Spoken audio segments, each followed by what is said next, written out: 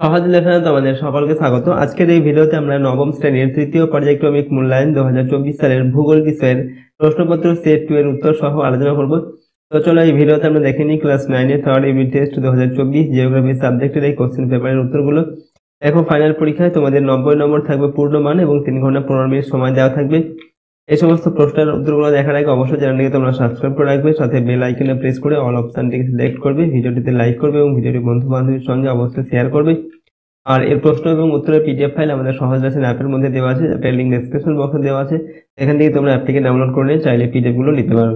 দেখো, প্রথমে কি রয়েছে, বিভাগ ক 1 নম্বর জায়গায় বলা হচ্ছে সঠিক উত্তরটি নির্বাচন করো। 14টা প্রশ্ন দেওয়া আছে, প্রতিটা প্রশ্নের মানে 1 নম্বর করে। 1 নম্বর জায়গায় বলা হচ্ছে চারিদিকে জল দিয়ে ঘেরা চাপটা পৃথিবীর আকারের ধারণা দেন অ্যানাক্সিমেনিস, অ্যানাক্সিম্যান্ডার, হিকাটিয়াস না থ্যালিস। সঠিক উত্তর হচ্ছে অপশন ঘয়েরটা হবে, অর্থাৎ থ্যালিস। 2 নম্বর, উভয় মেরু থেকে নিরক্ষরেখার দিকে পৃথিবীর আবর্তনের গতিবেগ প্রতি 1 ডিগ্রি অক্ষাংশ দূরত্বে যত কিমি হারে বাড়ে, ঠিক আছে, এটা হচ্ছে 17.56। ওকে, এটা হবে সঠিক উত্তর। ওকে, 3 নম্বর, সূর্য দিগন্ত রেখার 18 ডিগ্রি নিচে থাকলে তাকে বলে সর্বজনীন উষা, সামুদ্রিক উষা, জ্যোতির্বিদ্যার উষা না নিরক্ষীয় উষা। সঠিক উত্তর অপশন কয়টা লিখবে, জ্যোতির্বিদ্যার উষা বলা হয়। 4 নম্বর, উত্তর পশ্চিম গোলার্ধে অবস্থিত একটি শহর প্যারিস, শিকাগো, ডারবান, টোকিও। সঠিক উত্তর হচ্ছে শিকাগো, অপশন খয়েরটা। নেক্সট প্রশ্ন দেখো, 5 নম্বর, মূল মধ্যরেখার ব্যাস 12,714 কিলোমিটার, 12,757 কিলোমিটার, 12,756 কিলোমিটার, 12,600 কিলোমিটার। সঠিক উত্তর হবে মূল মধ্যরেখার ব্যাস 12,714 কিলোমিটার। 6 নম্বর হচ্ছে ইউরোপ ও এশিয়ার সীমান্তে অবস্থিত ইউরাল পর্বত একটি ভঙ্গিল পর্বত, স্তূপ পর্বত, আগ্নেয় পর্বত না ক্ষয়জাত পর্বত। সঠিক উত্তর লিখবে ক্ষয়জাত পর্বত। 7 নম্বর, একটি স্বাভাবিক সমভূমির উদাহরণ ভারতের পূর্ব উপকূলীয় সমভূমি, রাশিয়ান প্ল্যাটফর্ম, তুরানের সমভূমি না ডন ম্যাসিভ। সঠিক উত্তর অপশন কয়টা হবে, ভারতের পূর্ব উপকূলীয় সমভূমি। 8 নম্বর, তুন্দ্রা জলবায়ু অঞ্চলে যে আবহাওয়া বিকার বেশি ঘটে এটা হচ্ছে যান্ত্রিক, জৈব যান্ত্রিক, জৈব যান্ত্রিক না রাসায়নিক না জৈব রাসায়নিক। সঠিক উত্তর অপশন ক হবে, যান্ত্রিক। 9 নম্বর দাগের প্রশ্ন দেখো, পশ্চিমবঙ্গের সর্বাধিক বন্যাপ্রবণ জেলা মুর্শিদাবাদ, উত্তর 24 পরগনা, নদিয়া না দক্ষিণ দিনাজপুর। সঠিক উত্তর হচ্ছে দক্ষিণ দিনাজপুর। নেক্সট প্রশ্ন হচ্ছে 10 নম্বর, ধূসর বাদামি রঙের আকরিক লোহা হেমাটাইট, লিমোনাইট, সিডারাইট না টাইটেরিয়াম। সঠিক উত্তর অপশন ঘয়টা লিখবে, টাইটেরিয়াম, ঠিক আছে। 11 নম্বর দাগে 3 বিঘা করিডোর যে জেলায় অবস্থিত সেটা কোচবিহার, উত্তর দিনাজপুর, মালদহ না মুর্শিদাবাদ। উত্তর লিখবে কোচবিহার।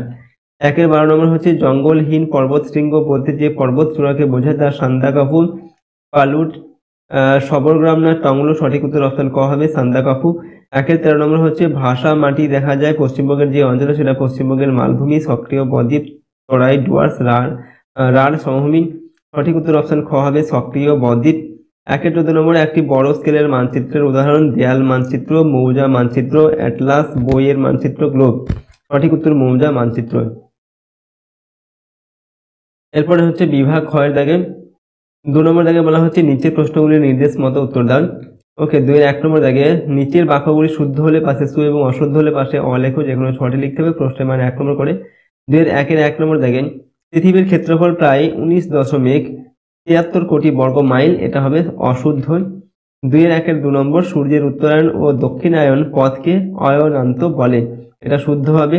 এরপর কলকাতার 88 ডিগ্রি 30 মিনিট পূর্ব, প্রতিবাদ স্থানের দ্রাঘিমা 88 ডিগ্রি 30 মিনিট পশ্চিম, এটা অশুদ্ধ লিখবে। পরের প্রশ্ন দেখো, গ্রিক শব্দ টেকটন অর্থে ভূ আলোড়ন, এটা অশুদ্ধ হবে। এরপর মেঘালয়ের চেরাপুঞ্জিতে কাস্ট ভূমিরূপ দেখা যায়, এটা লিখবে শুদ্ধ। ভূমিকম্পের তীব্রতা মাপার যন্ত্র হলো রিক্টার স্কেল, এটা শুদ্ধ। এরপর ভারতে পেট্রোলিয়াম খনি আবিষ্কৃত হয় 1889 সালে, ঠিক আছে, এটা লিখবে অশুদ্ধ, ঠিক আছে। 1967 সালে এটা আবিষ্কৃত হয়। এরপর হচ্ছে বিবৃতিমূলক স্কেলে কোনো এককের উল্লেখ থাকে না, এটা অশুদ্ধ হবে। 2 নম্বর, শূন্যস্থান পূরণ করতে হবে এখানে যে কোনো 6টি প্রশ্নের মানে 1 নম্বর করে। প্রথম প্রশ্ন দেখো, ভারতের প্রথম আধুনিক পাটকল স্থাপিত হয় ড্যাশ শহরে। উত্তর লিখবে হুগলি জেলার রিসড়া শহরে, ঠিক আছে। এরপর হচ্ছে সাদা অর্কিডের দেশ ড্যাশ শহরকে বলে ড্যাশ শহরকে, উত্তর হচ্ছে এখানে দার্জিলিং এর কার্শিয়াং শহরকে বলা হয় সাদা অর্কিডের দেশ। নেক্সট প্রশ্ন, পশ্চিমবঙ্গে গ্রীষ্মকালীন শস্য রূপে ড্যাশ ধানের চাষ হয়, তো আমন ধানের চাষ হয়, ঠিক আছে। পরের প্রশ্ন দেখুন, ভারতের বৃহত্তম সৌর পার্ক অবস্থিত ড্যাশ শহরে, উত্তর লিখবে এখানে তারঙ্কা সোলার পার্ক, যেটা গুজরাটে অবস্থিত, ঠিক আছে। নেক্সট হচ্ছে ড্যাশ প্রথম পৃথিবীর মানচিত্র তৈরি করেন, উত্তর হচ্ছে অ্যানাক্সিম্যান্ডার পৃথিবীর প্রথম মানচিত্র তৈরি করেন। দ্য রেভলিউশনিভাস গ্রন্থের রচয়িতা হচ্ছেন, এখানে উত্তর হচ্ছে নিকোলাস কোপার্নিকাস। এবার দেখো দ্রাঘিমার এখানে ইংরেজি প্রতিশব্দ মেরিডিয়ান অর্থে কি, মেরিডিয়ান মানে হচ্ছে মধ্যাহ্ন। পরের প্রশ্ন 2-3 নম্বর লাগে, একটি বা দুটি শব্দ উত্তর দাও, যে কোনো 6টি লিখতে হবে, প্রশ্নের মান 1 নম্বর করে। দেখো প্রথম প্রশ্ন, পৃথিবীর কক্ষপথের পরিধি কত? তো পৃথিবীর কক্ষপথের পরিধি প্রায় 96 কোটি কিলোমিটার। নেক্সট প্রশ্ন হচ্ছে, ফিজি দ্বীপপুঞ্জের কাছে আন্তর্জাতিক তারিখ রেখাকে কতটা বাঁকানো হয়েছে? উত্তর লিখবে ফিজি দ্বীপপুঞ্জের কাছে আন্তর্জাতিক তারিখ রেখাকে 11 ডিগ্রি বাঁকানো হয়েছে। নেক্সট, ভারতের মহাদেশীয় মালভূমির নাম কি? তো ভারতের মহাদেশীয় মালভূমির নাম হচ্ছে প্রাচীন সিল্ড। এরপর হচ্ছে কোন আবহবিকারকে গোলাকার আবহবিকার বলে? উত্তরটা দেখো এখানে লিখবে যান্ত্রিক আবহবিকারকে গোলাকার আবহবিকার বলে। পরের প্রশ্ন, ভারতের বৃহত্তম তাপবিদ্যুৎ কেন্দ্র কোথায় অবস্থিত? ভারতের বৃহত্তম তাপবিদ্যুৎ কেন্দ্র মধ্যপ্রদেশে, এটা বিন্ধ্যাচল, ঠিক আছে, সেখানে অবস্থিত। পরের প্রশ্ন, পশ্চিমবঙ্গের সবচেয়ে বৃষ্টিবহুল স্থান কোনটি? পশ্চিমবঙ্গের সবচেয়ে বৃষ্টিবহুল স্থান হচ্ছে বক্সাদুয়ার। দ্বারকেশ্বর ও শিলাবতী নদীর মিলিত প্রবাহের নাম কি? তো দ্বারকেশ্বর ও শিলাবতী নদীর মিলিত প্রবাহের নাম হচ্ছে রূপনারায়ণ। কোন শহরে ভারতীয় চা পর্ষদ অবস্থিত? কলকাতা শহরে ভারতীয় চা পর্ষদ অবস্থিত। এরপর দেখো 2-4 নম্বর দেখে বাম স্তম্ভের সঙ্গে ডান স্তম্ভ মিলিয়ে লিখতে হবে, প্রশ্নের মান 1 নম্বর করে 4টি প্রশ্নের উত্তর লিখতে হবে। বাম স্তম্ভে দেওয়া আছে ক্রাকাতোয়া, কয়ালি, ডানকুনি আর তারাপীঠ। ডান দিকে দেওয়া আছে পর্যটন, ডিয়ারি, ইন্দোনেশিয়া, তৈল শোধনাগার। এটাকে আমরা মিলিয়ে লিখছি, ক্রাকাতোয়া এটা হচ্ছে অপশন 3 ইন্দোনেশিয়া। এরপর হচ্ছে কয়ালি হচ্ছে 4 নম্বর অপশনের সঙ্গে মিলবে, এটা হচ্ছে তৈল শোধনাগার। এরপর ডানকুনি হচ্ছে অপশন 2 ডিয়ারি শিল্প। এরপর হচ্ছে তারাপীঠ হচ্ছে একটি পর্যটন কেন্দ্র, ঠিক আছে, অপশন 1 এর সঙ্গে মিলবে। পরের প্রশ্ন, বিভাগ গতে 3 নম্বর জায়গায় নিচের প্রশ্নগুলির উত্তর দাও, বিকল্প প্রশ্নগুলি লক্ষণীয়, ঠিক আছে। প্রশ্নের মান হচ্ছে 2 নম্বর করে 6টি প্রশ্নের জন্য 12 নম্বর দেওয়া আছে। 3-1 প্রশ্ন, কোরিওলিস বল কাকে বলে? অথবা সৌরজগতে পৃথিবীর সক্রিয় অবস্থানের সপক্ষে দুটি যুক্তি দাও। তো এখানে দেখো কোরিওলিস বল কাকে বলে, এই প্রশ্নের উত্তরটা আমরা লিখছি, পৃথিবীর আবর্তন জড়িত ঘূর্ণনের প্রভাবে ভূপৃষ্ঠস্থ যে কোনো স্বচ্ছন্দ গতিশীল বস্তুর উপর এক ধরনের বল কাজ করে, যা উক্ত বস্তুর দিক বিক্ষেপ ঘটায়, এই বলকে কোরিওলিস বল বলে। 3-2 নম্বর, গ্র্যাবেন কি অথবা শিলায় কিভাবে মরচে পড়ে? তো দেখো আমরা উত্তর লিখছি এখানে, শিলা গঠনকারী লৌহ যুক্ত খনিজের সঙ্গে বায়ুমণ্ডলের অক্সিজেনের রাসায়নিক বিক্রিয়া হলো শিলায় মরচে পড়ার প্রধান কারণ। এই প্রক্রিয়ায় শিলার মূল লৌহ খনিজ ফেরাস অক্সাইড জারিত হয়ে ফেরিক অক্সাইডে পরিণত হয়, ফলে শিলার উপর বাদামি রঙের মরিচার আস্তরণ পড়ে, ঠিক আছে। তো আমরা শিলায় কিভাবে মরচে পড়ে এর উত্তরটা লিখলাম এখানটায়।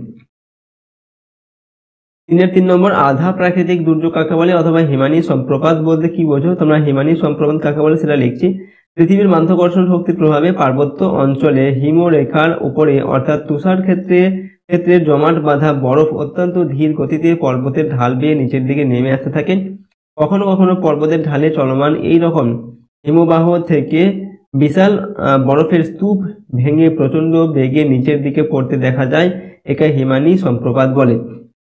3-4 নম্বর, সম্পদ কাকে বলে অথবা সুন্দরবন অঞ্চলের নদ নদীর বৈশিষ্ট্য উল্লেখ করো। এখন আমরা উত্তর লিখছি, সম্পদ কাকে বলে এই প্রশ্নের উত্তরটা কোন উপাদান বা উপকরণ যখন তার উপযোগিতাকে কার্যকর করে মানুষের অভাব মোচন করে বা চাহিদা পূরণ করে তাকে সম্পদ বলে। নেক্সট প্রশ্ন দেখো 3-5 নম্বর থেকে, পশ্চিমবঙ্গের চা শিল্পের দুটি সমস্যা উল্লেখ করো অথবা ক্ষুদ্র শিল্প ও কুটির শিল্প কাকে বলে, ওকে এটা লিখতে হবে।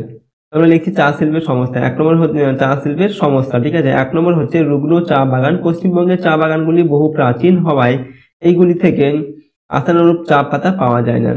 2 নম্বর হচ্ছে চা চাষে রাসায়নিক ও কীটনাশকের ব্যবহার। পশ্চিমবঙ্গের চা বাগানগুলিতে ব্যাপকভাবে বিভিন্ন প্রকার রাসায়নিক ও কীটনাশক ব্যবহৃত হয়, কিন্তু বিদেশের বাজারে এভাবে উৎপাদিত চা পাতা ব্যাপকভাবে বর্জন করা হয়। এরপর 3-এর 6 নম্বর দাগের প্রশ্ন, মানচিত্রের স্কেল কাকে বলে অথবা ফটোগ্রাফিক্যাল মানচিত্র কাকে বলে? তো টপোগ্রাফিক্যাল মানচিত্র কাকে বলে? ঠিক আছে, তো আমরা লিখছি টপোগ্রাফিক্যাল মানচিত্র কাকে বলে। এর উত্তর, যে মানচিত্রে ভূপৃষ্ঠের প্রাকৃতিক যেমন হচ্ছে ভূমিরূপ, নদ নদী, উদ্ভিদ ইত্যাদি ও সাংস্কৃতিক যেমন হচ্ছে জনবসতি, রাস্তা, টেলিফোন লাইন ইত্যাদি উপাদানগুলি বিভিন্ন প্রতীক চিহ্ন ব্যবহারের মাধ্যমে নির্দিষ্ট স্কেলে চিত্রায়িত করা হয়, সেই মানচিত্রকে ভূবৈচিত্র্য সূচক মানচিত্র বা টপোগ্রাফিক্যাল মানচিত্র বলে। পরের প্রশ্ন, বিভাগ হতে 4 নম্বর থেকে নিচের প্রশ্নগুলির উত্তর দাও। বিকল্প প্রশ্নগুলি লক্ষণীয়। প্রশ্নের মান 3 নম্বর করে 4টি প্রশ্নের উত্তর লিখতে হবে। 3-4 12 নম্বর। কারণ 1-এর প্রশ্ন, অনসুর ও অপসুরের মধ্যে পার্থক্য লেখো অথবা আবহবিকার ও ক্ষয়ীভবনের মধ্যে পার্থক্য লেখো। যে কোনো একটি প্রশ্নের উত্তর লিখতে হবে। আমরা আবহবিকার ও ক্ষয়ীভবনের মধ্যে পার্থক্য লিখছি। দেখো, এটা আবহবিকার, এটা ক্ষয়ীভবন। 1 নম্বর পার্থক্য হচ্ছে আবহবিকারের ফলে মূল শিলার বৈশিষ্ট্যের যেমন হচ্ছে গঠন, আকৃতি, খনিজের আণবিক সজ্জা এগুলোর পরিবর্তন ঘটে। ঠিক আছে, আর ক্ষয়ীভবনের ক্ষেত্রে কি হয়? ক্ষয়ীভবনের ফলে ভূমিরূপের পরিবর্তন সাধিত হয়, কিন্তু মূল শিলার বৈশিষ্ট্যের কোনো পরিবর্তন সাধন হয় না। 2 নম্বর পার্থক্য হচ্ছে আবহবিকার কোনোভাবে ক্ষয়ীভবনের উপর নির্ভরশীল নয়, ক্ষয়ীভবন সম্পূর্ণভাবে আবহবিকার উপর নির্ভরশীল। আবহবিকার প্রক্রিয়া সম্পন্ন না হলে ক্ষয়ীভবন প্রক্রিয়া শুরু হতে পারে না। 3 নম্বর হচ্ছে আবহবিকারের ফলে চূর্ণ ও বিচূর্ণ শিলা সমূহ শিলাস্তর থেকে বিচ্ছিন্ন হয়ে মূল শিলাস্তরের উপরেই অবস্থান করে, আর ক্ষয়ীভবনের ফলে আবহবিকার প্রাপ্ত শিলাচূর্ণ স্থানান্তরিত বা অপসারিত হয়। তো এইগুলো হচ্ছে আবহবিকার আর ক্ষয়ীভবনের মধ্যে পার্থক্য। এরপরে প্রশ্ন 4-এর 2 নম্বর, বিপর্যয় ব্যবস্থাপনায় ছাত্রছাত্রীদের ভূমিকা কি অথবা পশ্চিমবঙ্গে অধিক ঘূর্ণিঝড়ের প্রাদুর্ভাব লক্ষ্য করা যায় কেন? আমরা লিখছি, দেখো, বিপর্যয় ব্যবস্থাপনায় ছাত্রছাত্রীদের ভূমিকা। 1 নম্বর হচ্ছে দুর্যোগের পূর্বাভাস পাওয়ার সাথে সাথে চারপাশের মানুষজনকে সতর্ক করে দিতে হবে। 2 নম্বর হচ্ছে ত্রাণ বিতরণের সময় সক্রিয় ভূমিকা গ্রহণ করতে হবে। ওআরএস, পানীয় জল, শুকনো খাবার দুর্দশাগ্রস্ত মানুষদের হাতে তুলে দিতে হবে। 3 নম্বর হচ্ছে মানসিক দিক দিয়ে সহমর্মিতা প্রকাশ করতে হবে, মানুষের মনোবল ফিরে পেতে ও আত্মবিশ্বাস বৃদ্ধিতে সাহায্য করতে হবে। ঠিক আছে, 4 নম্বর হচ্ছে গাছ যেহেতু প্রাকৃতিক বিপর্যয়ের হাত থেকে অনেকটাই রক্ষা করতে পারে, তাই সুযোগ মতো এলাকার চারপাশে গাছ লাগাতে হবে ও তাদের সঠিকভাবে রক্ষণাবেক্ষণ করতে হবে। নেক্সট 3 নম্বর দাগে, পূর্ব ভারতে অধিক সংখ্যায় তাপবিদ্যুৎ কেন্দ্র গড়ে উঠেছে কেন অথবা পশ্চিমবঙ্গের শীতকাল শুষ্ক প্রকৃতির কেন? তো পূর্ব ভারতে অধিক সংখ্যায় তাপবিদ্যুৎ কেন্দ্র গড়ে ওঠার কারণ, এই উত্তরটা আমরা লিখছি। 1 নম্বর হচ্ছে কয়লার সহজলভ্যতা। তাপবিদ্যুৎ উৎপাদনের প্রধান কাঁচামাল হলো কয়লা, তাই পূর্ব ভারতের অন্তর্গত ঝাড়খণ্ডের ঝরিয়া, বোকারো, গিরিডি, ওড়িশার তালচের, রামপুর, পশ্চিমবঙ্গের রানীগঞ্জ, আসানসোল, অন্ডাল ইত্যাদি স্থান থেকে প্রচুর পরিমাণে বিটুমিনাস জাতীয় কয়লা উত্তোলন করা হয়। ফলে এই অঞ্চলে তাপবিদ্যুৎ উৎপাদনের জন্য প্রয়োজনীয় কাঁচা মালের অভাব হয় না। 2 নম্বর, সুলভ শ্রমিক। তাপবিদ্যুৎ কেন্দ্রে বিদ্যুৎ উৎপাদনের কাজে প্রচুর সুলভ ও দক্ষ শ্রমিকের প্রয়োজন হয়। পূর্ব ভারতের রাজ্যগুলির জনবসতিপূর্ণ হওয়ায় এই অঞ্চলে তাপবিদ্যুৎ উৎপাদনের প্রয়োজনীয় সুলভ ও দক্ষ শ্রমিকের অভাব হয় না। 3 নম্বর, বিদ্যুতের ব্যাপক চাহিদা। পূর্ব ভারতের রাজ্যগুলি অত্যন্ত জনবহুল হওয়ায় এবং এই রাজ্যগুলিতে দ্রুত নগরায়ন ও শিল্পায়ন হওয়ায় বিদ্যুতের চাহিদা প্রচুর। স্থানীয় অঞ্চলে বিদ্যুতের এই বিপুল চাহিদা এই অঞ্চলে তাপবিদ্যুৎ কেন্দ্র গড়ে তোলাকে উৎসাহিত করেছে।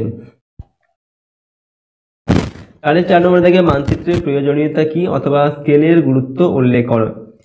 তো মানচিত্রের প্রয়োজনীয়তা কি না, মানচিত্রের সাহায্যে অল্প জায়গার মধ্যে বড় আকারের কোনো বিষয়বস্তুকে দেখানো হয়, যার সাহায্যে একটি সুস্পষ্ট ধারণা ও মাপ পাওয়া যায়। একটি মানচিত্র যেমন গোটা বিশ্বকে চিহ্নিত করে, তেমনি একটি মহাদেশ, দেশ, জেলা, ইউনিয়ন, থানা প্রভৃতিকেও নির্দেশ করে। মানচিত্রের সাহায্যে একটি দেশের ভৌগোলিক সীমারেখা, ভৌগোলিক অবস্থান, জলবায়ু, নদ নদী, পাহাড়, বনাঞ্চল, শস্য ইত্যাদি সম্পর্কে এক নজরে সমান ধারণা লাভ করা যায়।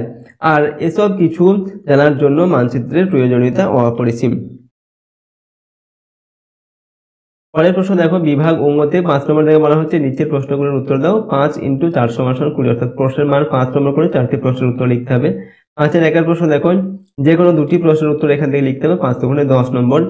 5-1 নম্বর দেখে এলাহাবাদ যেখানে দেওয়া আছে 42°30' পূর্ব থেকে স্থানীয় সময় সকাল 7টায় একটি ইমেল পাঠানো হলে তা সিওলের 127°06' পূর্ব ঠিক আছে দ্রাঘিমায় স্থানীয় সময় অনুসারে কখন পৌঁছাবে। 5-1 2 নম্বর প্রশ্ন দেখো, যেকোনো দু প্রকার সঞ্চয়জাত সমভূমির উৎপত্তির প্রক্রিয়া চিত্র সহ আলোচনা করো।